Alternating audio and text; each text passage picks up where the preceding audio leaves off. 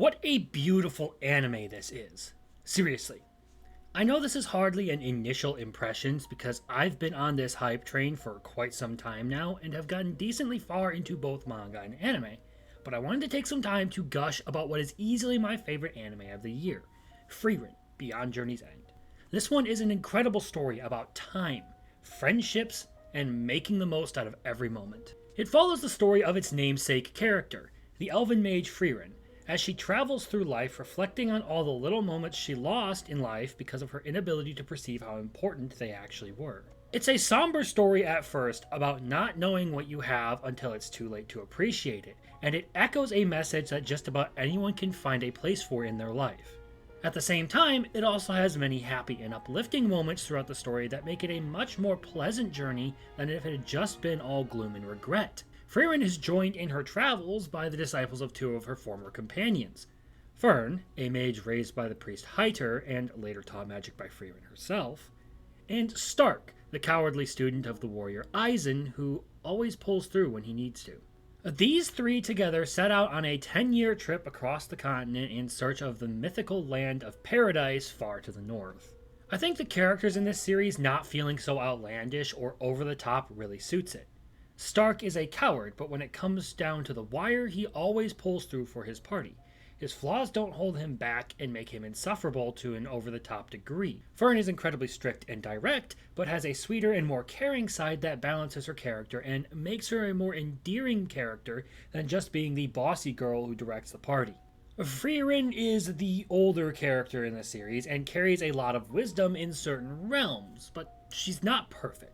She's a bit of an oddball with unusual habits like chasing useless magic, and flaws like not being able to get out of bed in time on her own.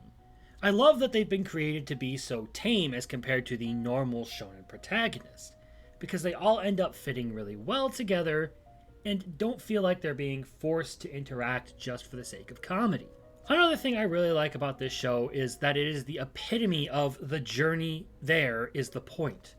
It logs the numerous happenings on their trip, from their stops in towns along the way, where the younger members of the party squabble over birthday presents, to epic battles against powerful enemies who have plagued the region for decades. It honestly captures a really good aspect of the long fantasy journey with both the mundane and uneventful, and the unforgettable. Plus, character interactions are charming, making each one more likable the longer they're around.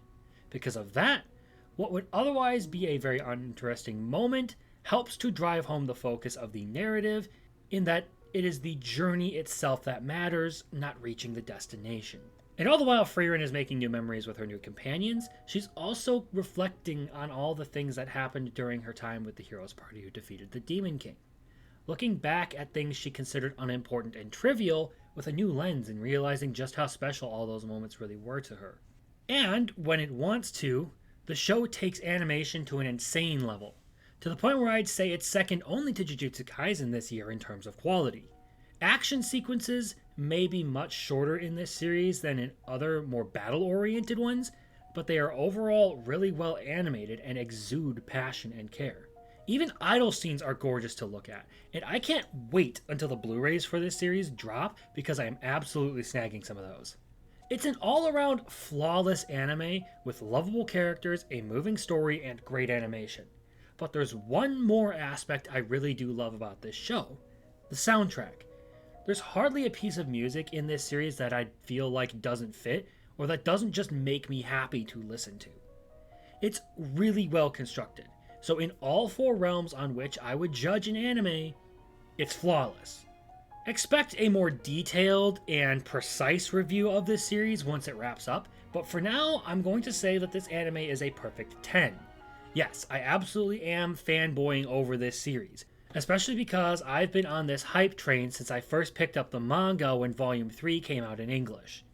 And seeing so many people point out just how fantastic this series also makes me really happy.